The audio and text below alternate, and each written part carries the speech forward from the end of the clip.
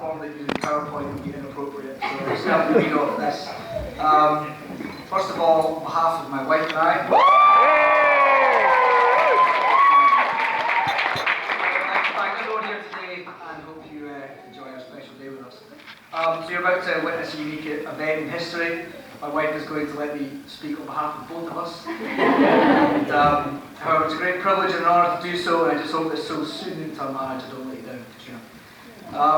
I really didn't know where to start when thinking of putting together a speech, so I trolled the internet for a couple hours and actually came across some really good stuff. And then I remembered I was meant to write a speech. So when I eventually got to the bottom of what I was supposed to, it turns out it's a bunch of thank yous and toasts, so I'm just going to get on with doing that. Thank you to family and friends here today. Many of you have come a very, very long way to be here. It means so much to Katrina and I that you are all here, so thank you all from the bottom of our heart. Unfortunately, as mentioned by Dave, it's not been possible for everyone we love to be here today. However, we know they're with us in spirit, and not only are our thoughts, but they're most importantly in our hearts. So I'm going to ask you all to join me in a toast to absent family and friends. Absent family and friends.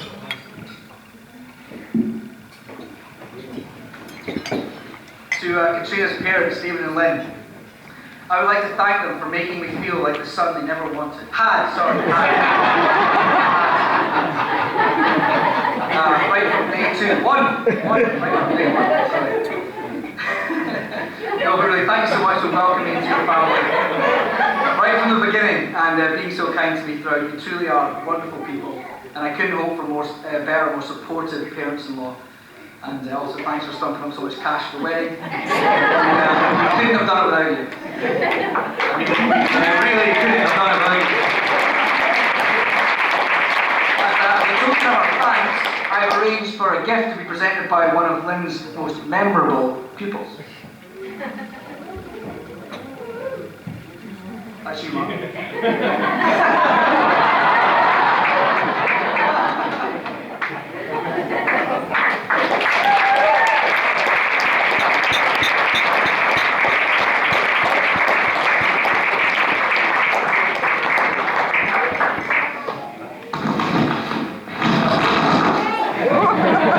Thank you very much, Mark.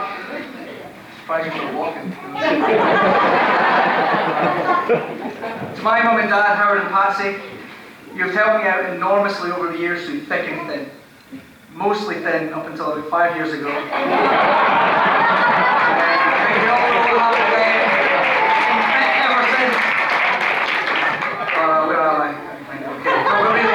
I couldn't have asked for more loving, more supportive parents who have always strived to give me every chance in life, and for that I am truly grateful. So thank you from both of us.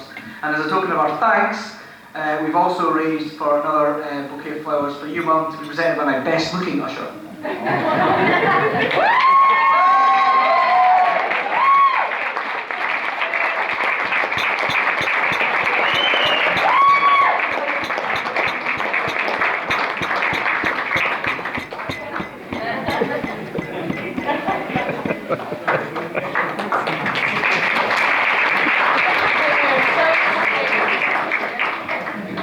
To Katrina's sisters, Iain and Fiona, we've always had great banter and you've never made me feel anything other than welcome, and I'd like to thank you so much for that. I'm very lucky to have such great sisters-in-law, so thank you very much.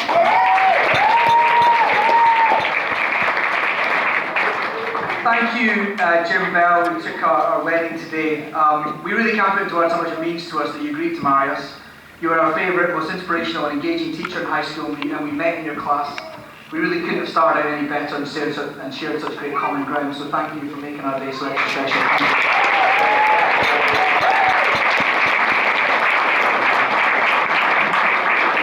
I'd like to thank my ushers as well, Mark, Martin, Stephen, Scott and James.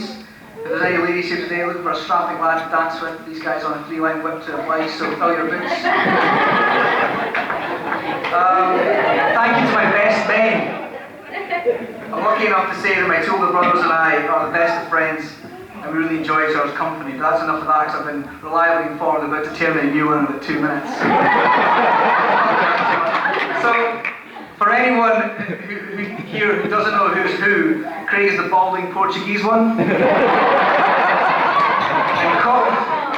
Colin is the one who looks like a cross between Vern Troyer and Gollum from Lord of the Rings.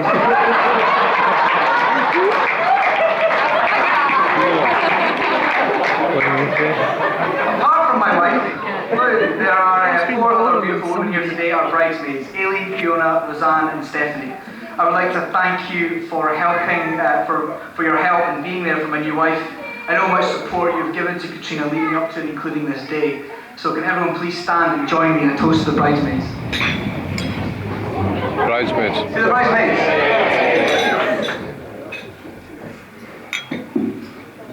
Almost done.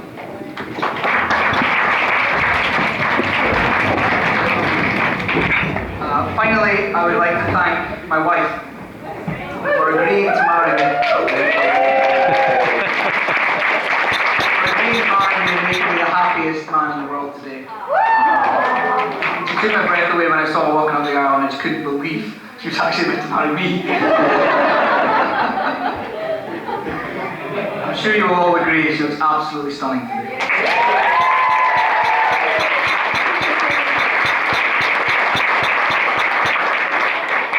Katrina, I would like to thank you for eventually giving in and agreeing to be my girlfriend exactly 10 years ago today.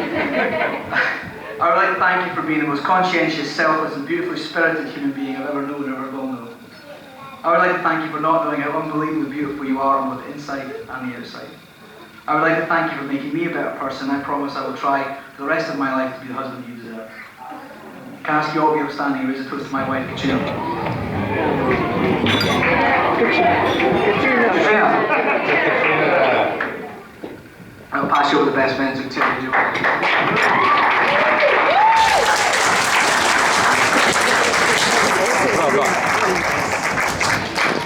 I can take this side.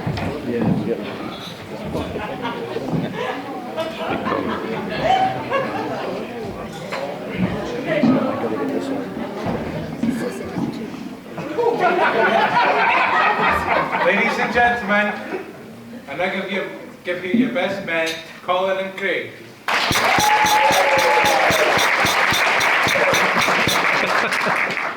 Thank you, everyone. Before I start, I have a couple of requests.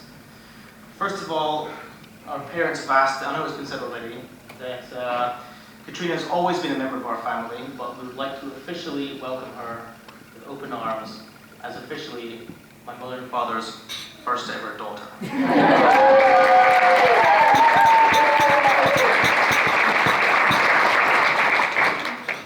I also have a short statement to read out from a family member who couldn't be here today and wanted Iain and Katrina to hear this. Dear Iain and Katrina, on your wedding day know that we will raise a glass to you on this special day. If I can give you any advice, young cousins, it is this. It's a challenge, it's hard work, but also keep the greatest reward on days when it all comes together. And just when you think you have it all sorted, you will have kids. Good luck with that. All our love, Douglas, Tracy, and the 2 monsters, Kale and Blake.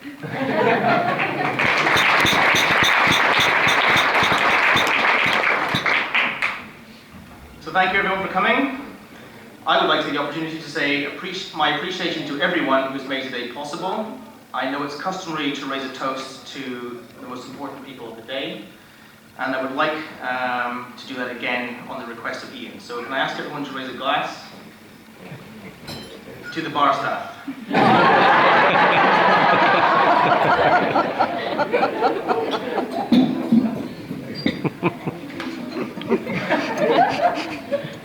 I think you all agree that the bridesmaids look beautiful, stunning, and radiant.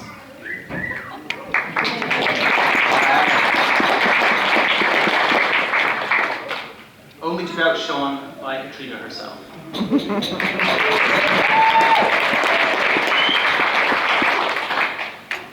Katrina has made it a sad day for all the single gentlemen in the room, because another beauty has left the list.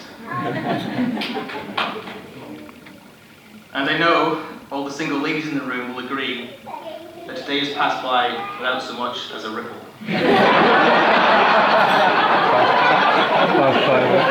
Without so much as a ripple.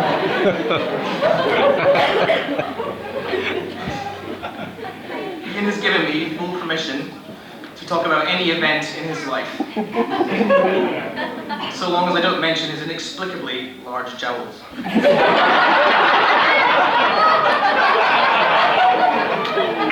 So Iain, you have my word.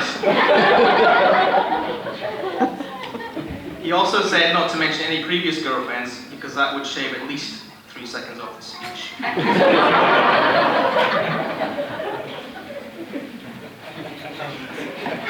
Iain's conception was a total accident.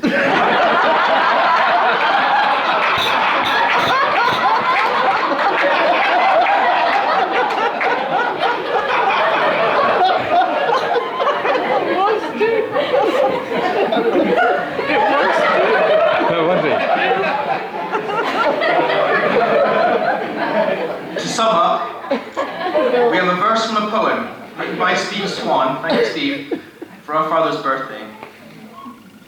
They've been blessed with sons, first Colin and then Craig was number 2. Then Patsy said, that's quite enough, it'll be the snip for you. The doctor said, to be quite sure, there must be 6 months delay. But with precautions left to Howard, soon young Iain was on the way.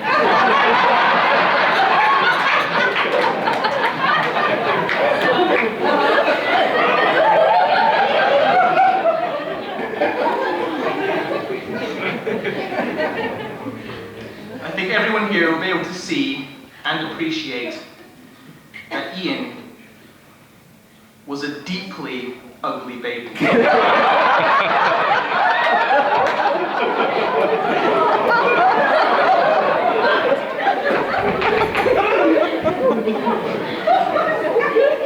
So much so, in fact, that the midwife became confused and slapped his face instead of his bum. The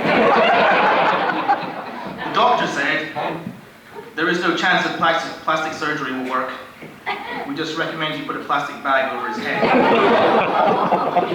But when asked, don't you mean a paper bag, he insisted, I don't think you realize just how ugly.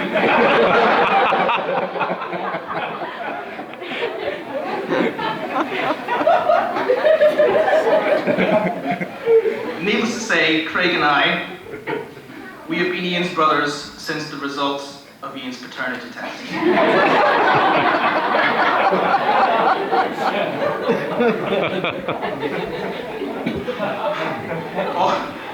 All was not lost for Iain, however, because he was the ugly duckling who grew and blossomed into a duck.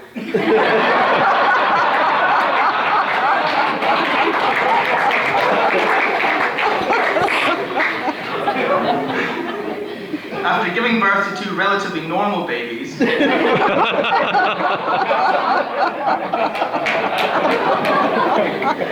our mother was astonished at the sheer size of Iain.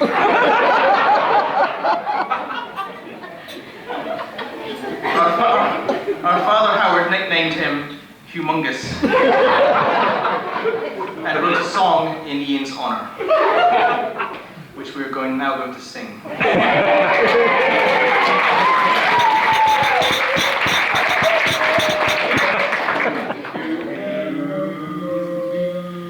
Humongous is a big fat kid, that's humongous. Oh look what humongous did. Ooh, humongous, humongous has a big fat thumb, a double chin and a big round bum. Humongous looks just like his mom. That's humongous.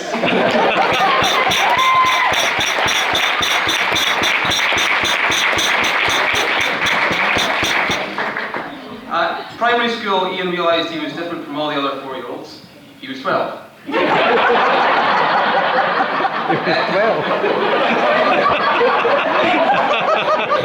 special person came into Iain's life during his early school years, and this was his primary teacher, Lynn Ross. Lynn managed to shape a young man who was rough around the edges into a relatively useful human being. She taught Iain everything from discipline to sexual education. Lynn might have spent even more time training Iain if she'd known he was to become her eventual son-in-law. Mrs. Ross is very good at taking time to explain things to Iain and talk matters over in depth. Iain realised that if he misbehaved even more, he would be sent to Mr. Nichol, the deputy head. You get a royal telling off that, although intense, lasted only 5 minutes, so it was a good trade-off. This helped Iain to think outside the box and played an important role in the fact that he has never lost an argument. Ever. His favourite subjects are politics and religion. His argument-willing ability comes from his inability to shut up. Katrina says the best time to interject is when he briefly pauses to breathe or to feed his incredibly large jowls. Iain has been blessed with a very large and unusual attribute, which I'm sure you all... I am of course talking about his extraordinarily large and thick cranium. This was forged over many years of being a test pilot and crash test dummy for all the various vehicles which we pushed down a steep hill. This meant that while fighting, as all young brothers do, Iain could avoid injury simply by blocking punches and kicks with his head and face. Iain believes this hard-headedness, some might call it determination, has stood him in good stead when it comes to sporting prowess. Personally, I've never seen a man so determined as to stand on the tee of a par 3 and consecutively shank 7 balls out of the bunny. There's no point in giving up by then. Unfortunately, as a young boy, Iain suffered a serious injury to his hip, which has affected everything he does from walking to playing football. He never lets it get in his way, and with a little help from codeine, he takes all playful jibes like peg leg and hop along in his...